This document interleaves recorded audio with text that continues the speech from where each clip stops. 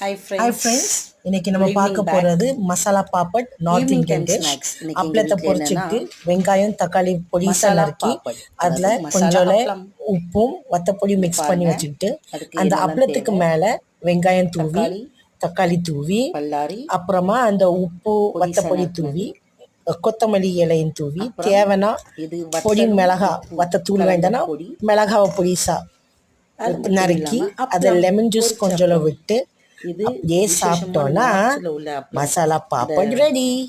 Normally சிறுபயிறு இது north இந்தியனில் உள்ள அப்பளத்தை தான் சிறுபருப்பில் செய்வாங்க. செஞ்சு அதில் சுட்ட மிளகெல்லாம் அப்பளத்தில் போட்டிருக்கோம்ல, செய்வாங்க, அந்த அப்பளத்தை ரொம்ப செஞ்சால் டேஸ்ட்டாக இதோட இருக்கும். செம்மையாக பொரிச்ச இருக்கும். அப்பளத்தையும் பட் செய்வாங்க, அதுவும் இப்போதைக்கு ரொம்ப நம்மளுக்கு டேஸ்ட்டாக இது இருக்கும். நம்மளுக்கு ரொம்பவே நல்லது. நம்ம ஒரு சரி, இதை பப்படம்லையே எப்படி யூஸ் பண்ணணும்னு செஞ்சாலும் பார்க்கலாமா? செம்ம டேஸ்ட்டு. ட்ரை பண்ணி பாருங்க. பாய். கட்டாயம் லைக் பண்ணி பிடிச்சிருந்தா சொல்லுங்க. ஸோ இது எடுத்தாச்சு. பொரிச்ச அப்பளம், சுட்ட அப்பளம்